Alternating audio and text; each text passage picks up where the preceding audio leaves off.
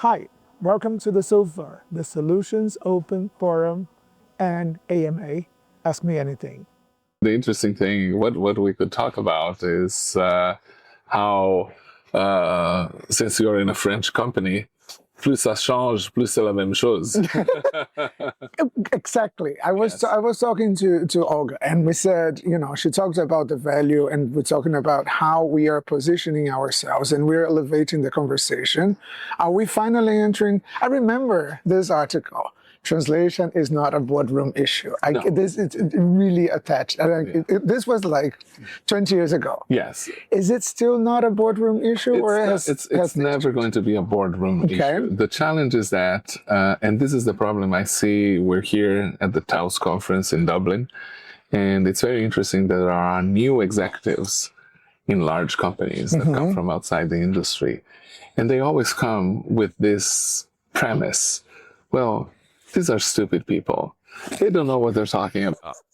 I'm going to show them how we elevate the conversation. They fail miserably. They fail miserably, and there's a reason why. So, the boardroom doesn't talk about toilet paper. The boardroom doesn't talk about Uber rides. The boardroom doesn't talk about fixtures in the organization. There are topics that are not boardroom topics. In fact, if you look at our industry as a whole, most of this language issues are controlled, and they're part of the middle management of the company. Yeah. We talk about localization managers. We don't talk about targeting localization, chief localization officers or VP of localization. You will have a couple in large organizations, but this is the exception, not the norm. Why? Because this is something that happens. It's like accountants, right? The accounting is done by accountants, and then you have the CFO. That becomes a board issue. And usually what is in a board issue are problems.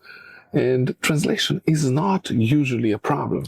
If the executive team is talking about localization, it's because something went wrong. Okay. We will only be part of the conversation if there is something wrong with it. No problem. But Arl has been promoting this idea of global content solutions, and we are positioning ourselves as global content solutions. Okay. I agree with you that language translation is not part of the conversation. But when you go globalization, we talk about brand. This becomes becomes more. Only if it is a problem. Only if it is a problem. You see, I like to talk about this example. IKEA, several years ago, several managers ago, tried to centralize localization in Europe, do all the languages, and have it funded, right? That is, you have a budget item that is for localization. And but every organization has a way to allocate costs to where it belongs, right? So they started allocating the percentage of whatever cost was being spent in Sweden to China, for example. Okay.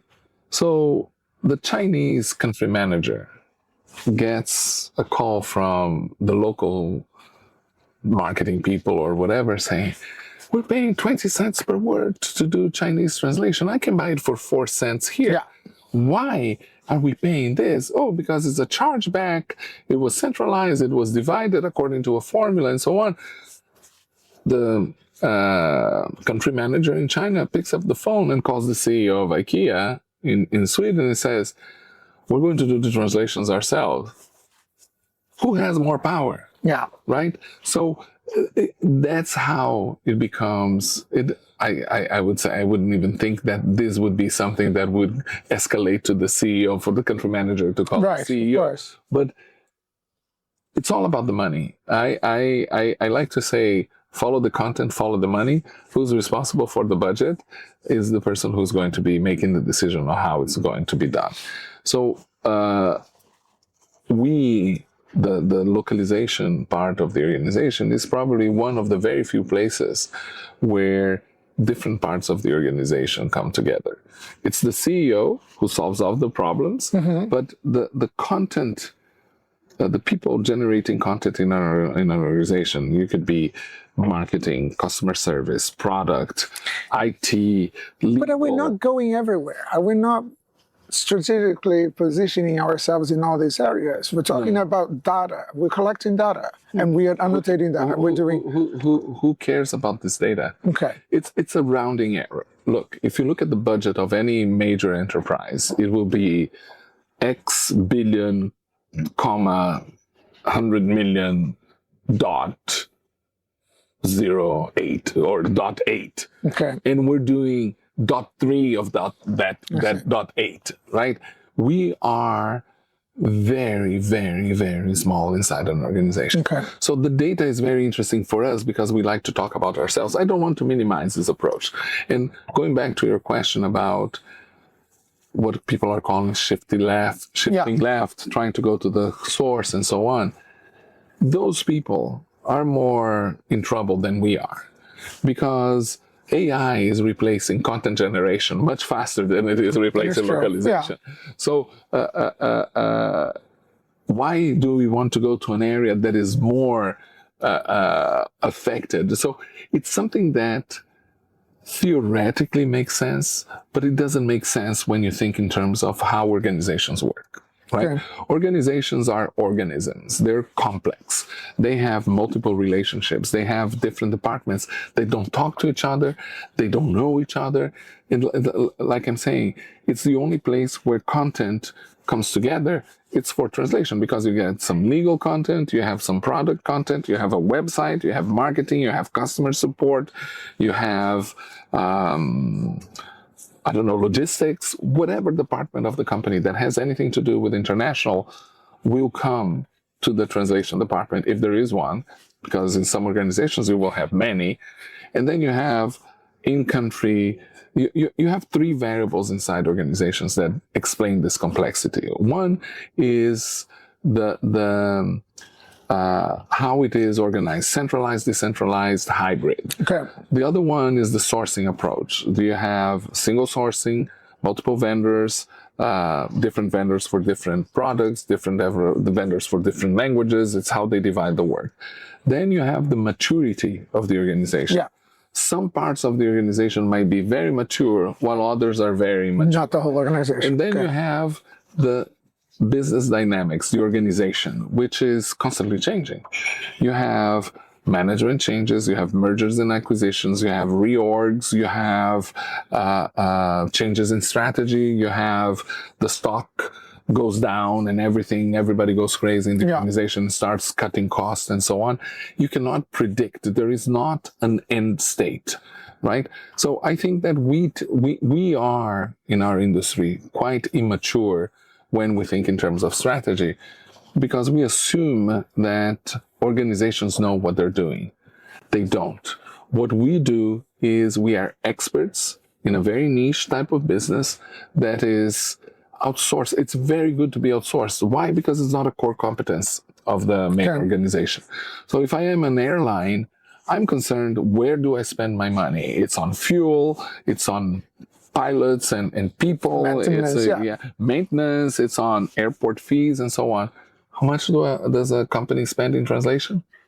$2 million, $3 million. But then again, it's like 3 seats in an airplane. I get it. But again, I mean, we developed this tool called a pre-audit. Yeah. So we analyze 5 pillars of the client, of the brand: online reputation, governance, accessibility, globalization, and one more that I don't remember. Yeah. This is the goal. The goal is to get out. I mean, they may not give us the credit. Who are you to talk about accessibility? You're absolutely right. And this is how you engage in a different conversation. Yeah. Which you don't need. The other challenge that we have is we talk too much about ourselves. We talk too much about how we do things. Yeah. And we need to talk about the things that we do for them, and how it's like, I like to say, don't talk about translation, talk about things that generate translation, because those are the things that are important for the client. Not necessarily content. It manifests itself as content. But what is the source of that content? And what you're doing is fantastic because it's an opportunity for one person who is taking responsibility in an organization to create value for themselves and to advocate to get more budget, to get more visibility inside the organization. So the big mistake that we tend to make is to think that what we do is important for the C-suite. What is important is that you need to give, and what your tool, what your process does is empowers the buyer to have access and share information that is valuable for the rest of the organization. This is it. But it's one conversation. This localization manager talks to his boss once every quarter for a one-on-one review for a QBR or something like that. And he wants to do something that will impact his review and guarantee his job for next year, get an increased promotion and so on. So the real value of this conversation and this challenge is not the things that we're doing, is how these things relate to the business of your client. Got it. So how does this impact customer satisfaction is important. How does this impact accessibility in an important market? How does this impact perception of the brand in Japan? Exactly. Brand reputation. Reputation and all. These are very important things for the client, but they're not going to elevate localization to the top. They are going to help the person that is doing the job elevate themselves and bring us along, right? And then this person, the moment he gets a promotion, there's another person that comes in and you need to start it all over again. It's a never-ending cycle. We never get to an end state, right? And then the person who was promoted or got fired goes to another customer and says, I had a very good experience with PowerLink. Come with me, I'll bring you and put you there. So this is, we're in constant flux, constant movement, constant change. I had recently a conversation about, feels like we're back in the 90s, teaching people, don't they learn? They don't learn. There are people now that are localization managers that weren't born in the 90s, right? They were born in the year 2000. It's true. It's true. So this is why I'm so optimistic and positive about this industry, because it's a service. You're always optimistic. I'm always optimistic. Which is good. It's a service, and service is adaptable. Right, and it requires exchange and we deal with communication. Business is founded on communication.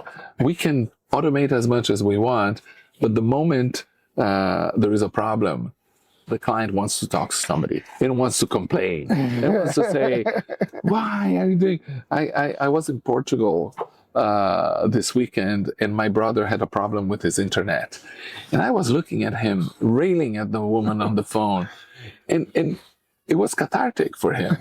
He wasn't going to get a solution. When I go in these chatbots, I go like human, immediately human. I want to talk to someone. So that's the nature of it. You can put as much as AI as you want. There's always going to be, we need to fight with somebody. That gives us pleasure. How is Nimdzi? How is it doing? Well, Nimdzi is fun. That's the most important thing.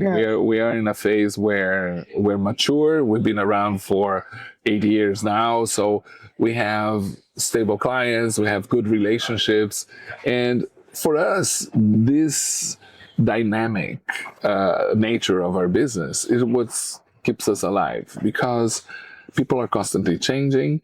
Management is changing, technology is changing all the time. You think that there's going to be a moment where, we found this perfect. We're just in the beginning of AI, 2-3 years into it. In 3 or 4 years, we're going to go into, 3, 4, maybe 5 years, we go into 6G. That is going to increase the connectivity and the ability of us to work with data, and there's going to be a new technology that is going to make AI redundant. There's the what's it called, Gartner. Hype Yes, cycle. hype cycle. Yes. So it's already going down. You would It say depends. You see, it's no longer. It's not in the peak, or it's yeah. for some people it's at peak. Yes. And some features of it are at peak. But the language industry has been. We were the first form of AI, right? NMT was the T in GPT is transformer that comes from. That was the tool that was created for neuro machine translation at Google. Okay. So we are using AI since 2016 in our Exactly. industry. Yes. Yeah. Because we say AI. The other day I was at Lisbon. Yeah. We talked about it. The conference there, and I said, why would if you want to make yourselves visible, start using LLM instead of saying AI. AI, we've been doing AI since statistical or neural. Neuro machine translation. Neuro machine translation. It was for neuro machine translation. It's the prediction algorithm, right? And the thing is that there's going to be something new. And when you have uncertainty, when you have change, when you have disruption, that's great for consultants. Well done. That's where. But we were there with Google Translate. I remember the panic. Everybody was Fabiano, getting crazy. You probably don't remember, but we were there with translation memory. Translation memory. No, Trados, not déjà vu. Actually, I had déjà vu. You own it now. I was the first buyer in Brazil of déjà vu. Star Transit. Yes. Trados, Excelate. Exactly. Excelate, right? Yes. You had this was very disruptive. Yeah. Right?